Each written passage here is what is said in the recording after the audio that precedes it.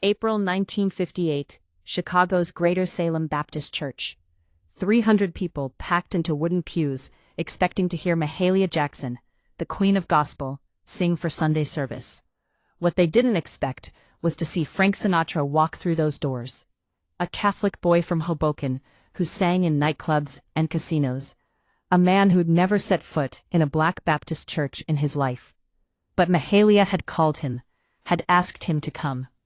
And what happened when Frank opened his mouth to sing made Mahalia Jackson, a woman who'd sung for presidents and kings, close her eyes and whisper 5 words that no one ever thought they'd hear her say about Frank Sinatra.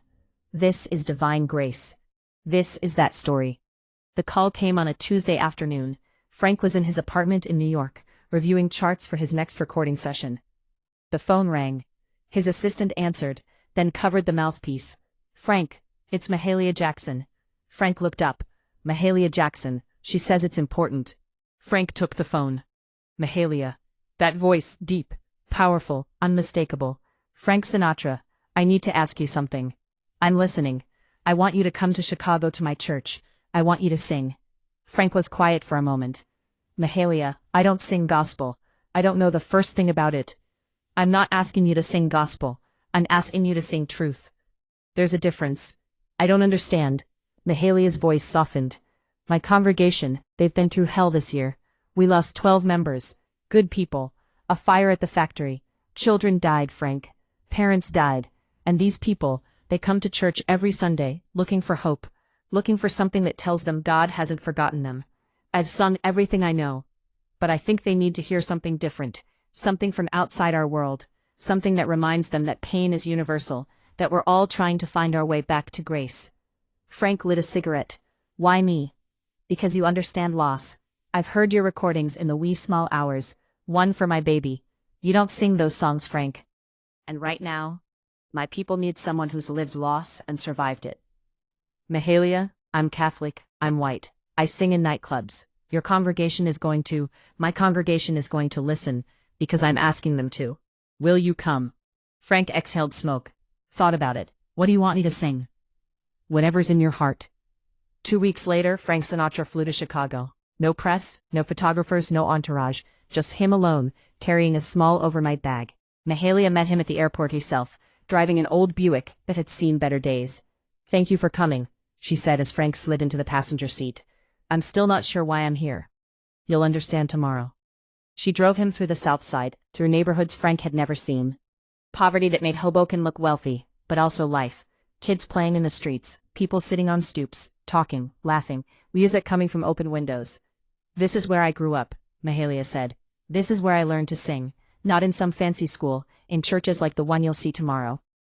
Places where people come because they've got nowhere else to go. Because the world has beaten them down so hard that the only thing left is to lift their voices and hope God hears them." She pulled up to a small house. "You'll stay with me and my sister. Church is at 10 o'clock tomorrow. Wear something simple. No tuxedo, just a suit." That night, Frank couldn't sleep. He lay in the small guest room, listening to the sounds of the South Side. Distant trains, cars passing, voices in the street. He thought about what he was going to sing. He'd brought sheet music for a few standards. "I've got you under my skin, the way you look tonight," but they felt wrong. Too light, too romantic. At 3 o'clock in the morning, he got up, went to the kitchen. Mahalia was sitting at the table drinking tea.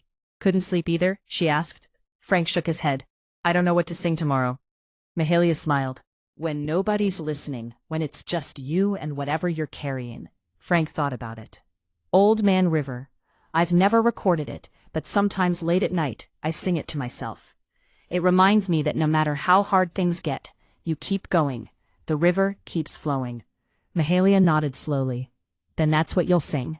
Sunday morning, Greater Salem Baptist Church was packed. 300 people in their Sunday best, hats and gloves and polished shoes. People who'd worked 6 days that week for wages that barely covered rent. People who'd buried children and spouses and parents. People who came to church because it was the one place they could still believe in something. Mahalia stood at the pulpit. "Today we have a special guest, someone I invited, someone who's traveled a long way to be here. Some of you might know his name, some of you might not. But I'm asking you to listen with open hearts, because God speaks through many voices. And sometimes the voice that heals us comes from places we don't expect. She turned toward the side door. Please welcome Frank Sinatra. The church went silent, confused. Frank Sinatra here. Frank walked out. He wore a simple dark suit, white shirt, thin tie, no fedora, no sunglasses. Just a man looking nervous, walking to the microphone. 300 pairs of eyes stared at him, some curious, some skeptical, some hostile. What was this white man doing in their church? Frank stood at the microphone, looked out at the congregation. His hands were shaking slightly. I don't belong here, he said quietly.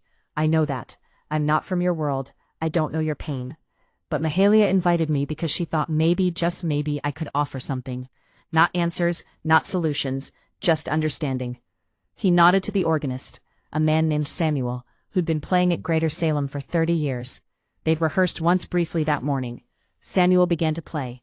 Frank closed his eyes and sang, Old Man River, but not the way it was usually sung, not the theatrical version. He sang it like a prayer, like a conversation with God about suffering and endurance and the impossibility of giving up, even when you want to. His voice filled the church. That instrument that could sell out concert halls, that had made him millions, stripped down to its essence. No tricks, no showmanship, just truth. Tired of living and scared of dying. Some people in the congregation shifted uncomfortably. Others closed their eyes. A few wiped tears. Frank sang about working until your body breaks, about carrying loads you can't put down, about a river that keeps rolling no matter what, and you keep going too, because stopping means dying. When he reached the final verse, his voice cracked just slightly. The kind of imperfection that reveals the human underneath the performer. He just keeps rolling along. The last note hung in the air. Silence. Complete silence. Then Mahalia Jackson stood up from her seat in the front row, tears streaming down her face. She walked to the pulpit, stood next to Frank, and spoke. This is divine grace. Her voice was thick with emotion. You came here thinking you'd hear Mahalia sing, and you will. But first, you heard this man who doesn't look like us, who doesn't worship like us, who lives in a different world, but he understands the same river we're all swimming in. The river of pain, the river of loss, the river that keeps flowing whether we want it to or not. She looked at Frank. You gave them your truth. Thank you. Then she began to sing, Precious Lord, take my hand. Her voice, that magnificent instrument, filled every corner of the church. And Frank, still standing at the microphone, began to harmonize quietly, respectfully, not trying to match her power, just supporting it. The congregation rose to their feet, not because protocol demanded it, because something real was happening. Two voices from completely different worlds, finding the same truth. After the service, people lined up to shake Frank's hand. An elderly woman bent with age held his hand in both of hers. You sang our pain, she whispered. Thank you. I haven't cried since the funeral, until today. A young girl, maybe 10 years old, looked up at Frank with wide eyes. Will you come back? Frank knelt down to her level. If Mahalia invites me that night. Frank and Mahalia sat in her kitchen again, drinking tea, exhausted. You gave them something I couldn't, Mahalia said. What's that? Hope that comes from outside. Sometimes when you're drowning you can't save yourself. You need someone from the shore to throw you a rope. You were that rope today. Frank shook his head. I just sang a song. No, you shared your brokenness, and in doing that, you showed them they're not alone in theirs. That's ministry, Frank, whether you call it that or not. Frank never spoke publicly about that Sunday. He didn't use it for publicity, didn't mention it in interviews. It stayed private, sacred between him and the people who were there. But Mahalia Jackson talked about it for the rest of her life. In interviews, in her autobiography, she'd reference the day Frank Sinatra sang in my church. And she'd always say the same thing. I've heard the greatest voices in gospel music. I've sung with them, learned from them. But that day I heard something different. I heard a secular voice touched by the sacred. I heard divine grace working through someone who didn't even know it was there. Greater Salem Baptist Church is still standing, still holding services. And in the small office in the back, there's a photograph on the wall, black and white, slightly faded. It shows Frank Sinatra and Mahalia Jackson standing at the pulpit singing together. Someone in the congregation had brought a camera that day. Below the photograph, a small plaque. April 13th, 1958.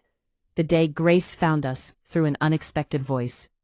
Frank Sinatra died in 1998.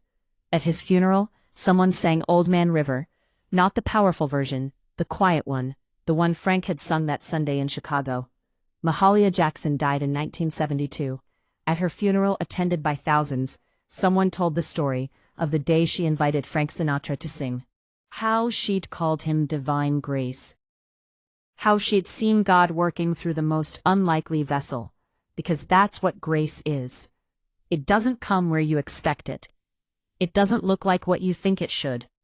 It arrives in a Catholic boy from Hoboken, standing in a Black Baptist church on the south side of Chicago, singing about a river that won't stop rolling, and 300 people who came looking for hope, finding it in the voice of a stranger who understood their pain. Mahalia Jackson invited Frank Sinatra to sing in her church. His voice made her say, "This is divine grace." Not because it was perfect, because it was true. And truth, no matter where it comes from, is always holy.